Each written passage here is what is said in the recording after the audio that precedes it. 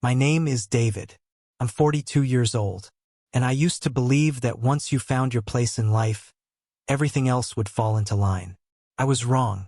Sometimes the foundation cracks in places you don't notice until the structure starts to collapse. When I moved into the apartment next to Sarah, I was just looking for peace after my divorce. The kind of peace that comes from starting over in a city where nobody knows your story. My ex-wife had taken everything, not just the house and the savings, but the version of myself I thought I'd be forever. I was a man rebuilding from rubble, and this modest apartment in Brooklyn felt like neutral ground. Sarah was married to Marcus, a corporate executive who was never home. Their daughter, Emma, was 16 at the time, quiet, withdrawn, always studying behind closed doors with headphones on, lost in her own world. I'd see them in the hallway sometimes. Sarah's tired smile that never quite reached her eyes, Emma's distant nod as she hurried past with her backpack slung over one shoulder. The first real conversation I had with Sarah happened on a rainy Tuesday afternoon. We were both checking our mailboxes in the lobby when she dropped an envelope.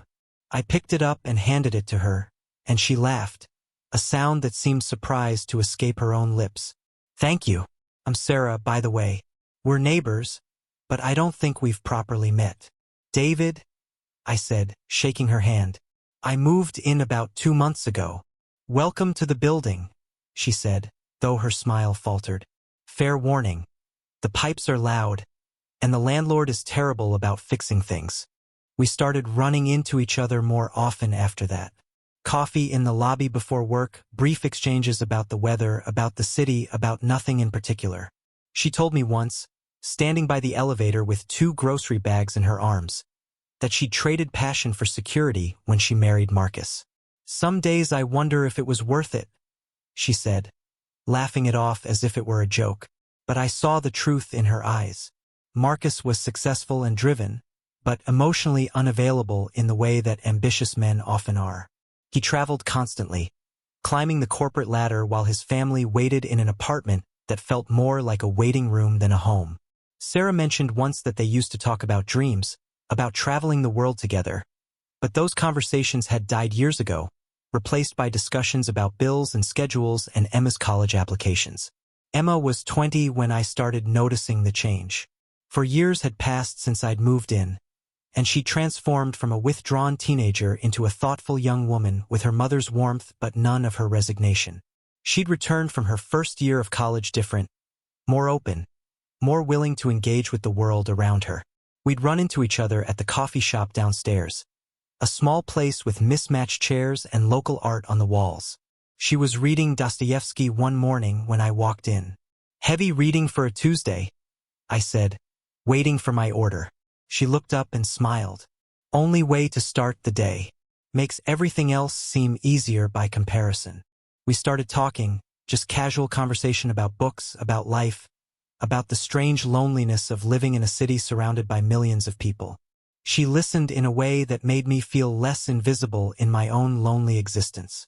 Not with the polite attention most people give, but with genuine interest, asking follow-up questions, remembering details from previous conversations. One evening, Sarah was away visiting her sister in Philadelphia. Emma knocked on my door around 8, holding a package that had been delivered to their apartment by mistake. "This is yours," she said, reading the label. "Amazon strikes again." "Thanks," I said, taking it from her. "How's the summer going?" We stood there in the doorway talking for 20 minutes about everything and nothing. Her internship at a nonprofit, her frustration with her father's constant absence, her mother's quiet sadness that nobody seemed to acknowledge. She spoke with an openness that caught me off guard, as if she'd been holding these thoughts in for too long and finally found someone who might understand. Before leaving, she paused at the threshold and said softly, "You seem like someone who understands what it's like to be alone." Those words stayed with me longer than they should have. I closed the door and stood in my empty apartment, surrounded by furniture that still felt temporary even after 4 years, and I realized she was right. I did understand, maybe too well. Over the next few weeks, Emma and I crossed paths more often.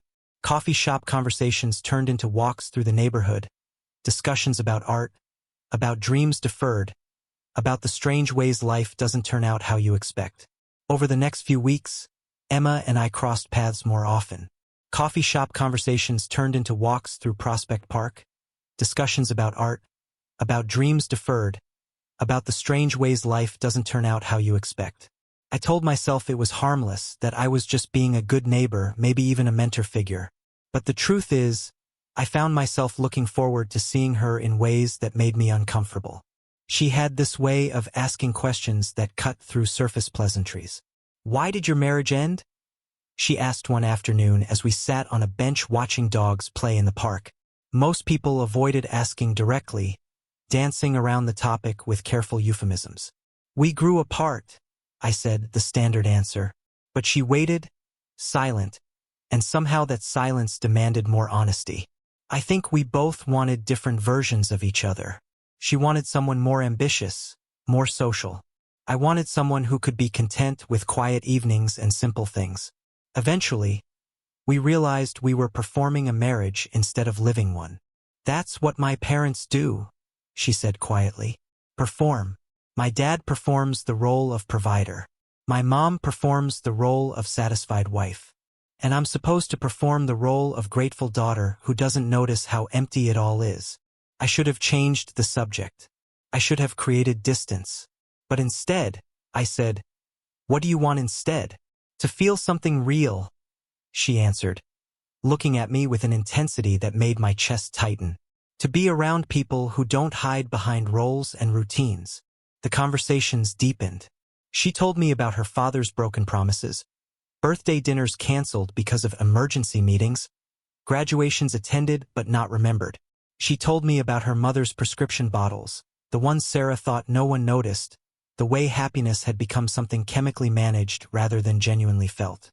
I shared things too, more than I should have. About the loneliness of divorce, about how failure in marriage makes you question everything about yourself, about the strange limbo of being middle-aged and starting over. She listened without judgment, and that absence of judgment became addictive. One night, everything shifted. I was reading on my balcony when I heard crying from the apartment next door. Emma appeared on her balcony, tears streaming down her face, phone clutched in her hand. She'd had another fight with her father over the phone. Another broken promise. Another missed birthday. He'd forgotten she was turning 21. Without thinking, I called out, "Are you okay?" She looked over, wiping her eyes. "Not really. My door's open if you need to talk." 10 minutes later, she knocked. She came in wearing sweatpants and an oversized college hoodie, eyes red, mascara smudged. We sat in my living room, the city lights flickering through the windows, and the silence felt heavy with all the unspoken things hanging between us. Her voice broke as she finally spoke. "David, I can't take it anymore. Living in that empty apartment, pretending we're a family when we're just strangers sharing space. My dad calls once a week like he's checking off a task. My mom smiles and says everything's fine while she takes pills to get through the day. And everyone acts like this is normal, like this is what life is supposed to be." I listened, my heart pounding, knowing I should create distance but unable to move. She looked at me with such raw vulnerability, like I was the only person in the world who could understand what she was feeling. "You're the only person who actually sees me," she continued, her voice barely above a whisper. "My father doesn't. He sees a responsibility, a checkbox on his list of things he's supposed to care about. My mother tries, but she's drowning in her own loneliness. But you listen. You ask questions. You remember things I've said. You make me feel like I matter." The words hung in the air between us, dangerous and intoxicating. I knew where this was heading. I could feel it in the way she was looking at me, in the charged silence that filled the space between her words. Then she leaned closer, her hand reaching for mine. Time slowed down. I saw everything that could happen, the line we were about to cross, the destruction that would follow. I saw Sarah's face, Marcus's handshake, the trust they'd placed in me as their neighbor, their friend. For a split second, I felt the pull, the temptation to let loneliness win, to take comfort where it was offered, to stop being the responsible one for just one night. I pulled back abruptly, standing up so fast I nearly knocked over my coffee table. Emma, no. This isn't right. Her face crumbled with embarrassment and pain. I'm sorry. I didn't mean to. I just thought. You should go, I said, my voice gentle but firm, even as my hands trembled. She stood up quickly, avoiding my eyes. I'm so sorry, David. I misread everything. I'm such an idiot. You're not an idiot. You're lonely and hurting, and I understand that. But this can't happen. She left without another word, and I heard her door close across the hall with a soft click that sounded like finality. I spent the rest of the night staring at the ceiling, terrified by how close I'd come, how much I'd wanted to say yes. The next morning, the hallway encounters stopped.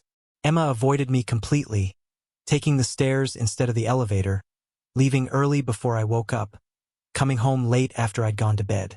The coffee shop downstairs became a place I couldn't visit without looking around first, hoping and dreading in equal measure that I might see her there.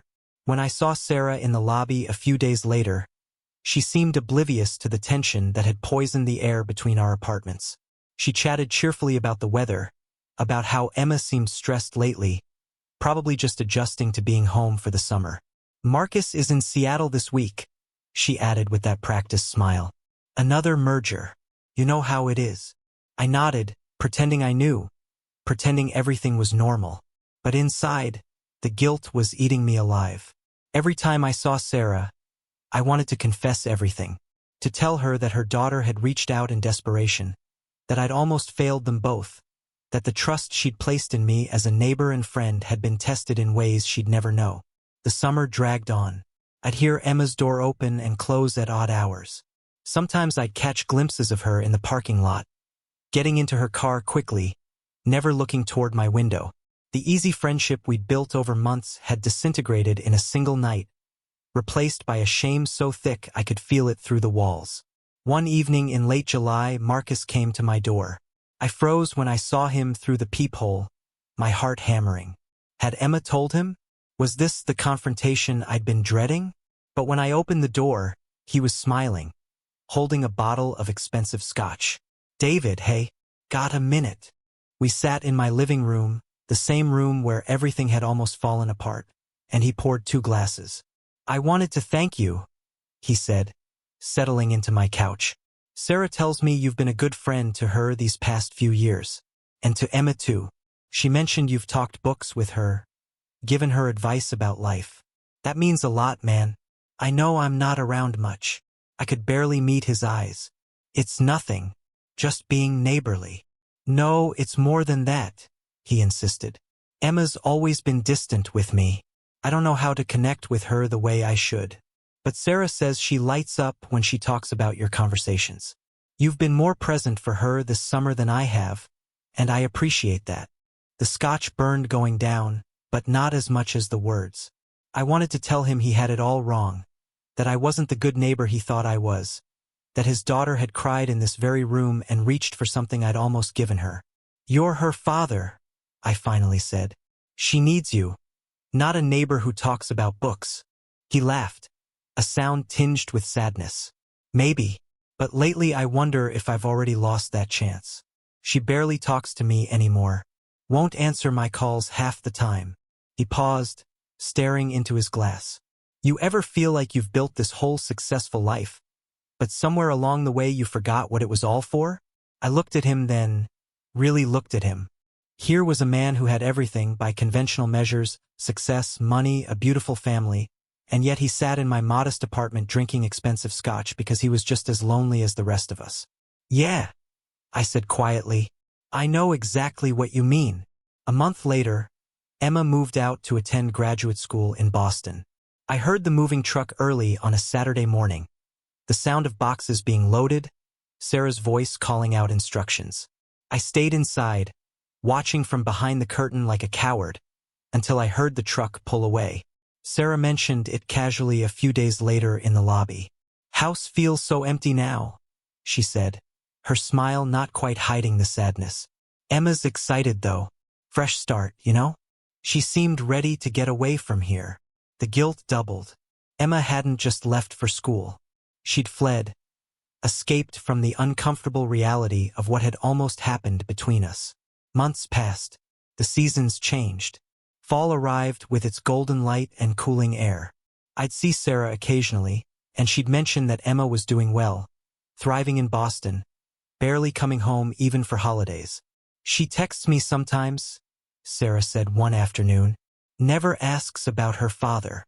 It's like she's cut us both out. I accepted Emma's silence as punishment I deserved. Quiet, appropriate, endless.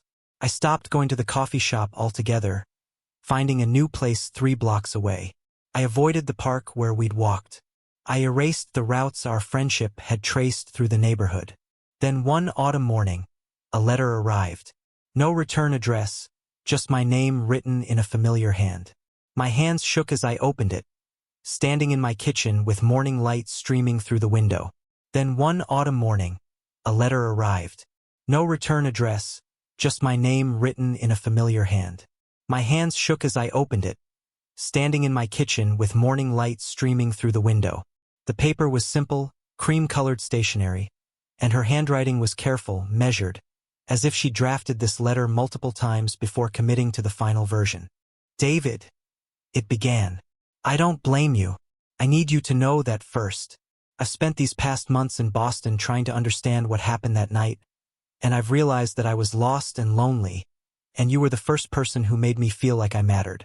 Like I was more than just a disappointment to my father or a worry to my mother. You listened when no one else did. You saw me when I felt invisible. That night wasn't your fault. I put you in an impossible position, and you did the right thing by stopping me. Thank you for protecting me from myself, even when it would have been easier not to. I hope you find happiness, David. You deserve that much. You taught me something important, that sometimes the kindest thing someone can do is say no. I'm grateful for that lesson, even if it hurt at the time. Take care of yourself. Emma. I read those words until they blurred, until tears made the ink run at the edges. I realized then that loneliness had wounded both of us in different ways. She'd been searching for validation, for proof that she mattered to someone. I'd been searching for connection, for relief from the hollow ache of my failed marriage. We'd both been vulnerable, and we'd both come dangerously close to making a mistake that would have shattered multiple lives. I kept that letter in my desk drawer. Some nights, when the apartment felt especially empty, I'd take it out and read it again, reminding myself of the man I'd managed to be in that crucial moment, even when part of me wanted to be someone else. 2 years later, I ran into Emma at a bookstore in Manhattan. I was there for a weekend, browsing the philosophy section, when I heard someone say my name. I turned, and there she was, older now, more confident, with her hair shorter and her eyes brighter than I'd ever seen them. David, she said again, smiling. I thought that was you. We talked for 20 minutes, standing between the shelves. She told me about her doctorate program, about her research on urban isolation and community building. The irony wasn't lost on either of us. She turned her own experience of loneliness into something meaningful, something that might help others. I'm glad I ran into you, she said as we walked toward the exit together. I've wanted to say this in person for a long time.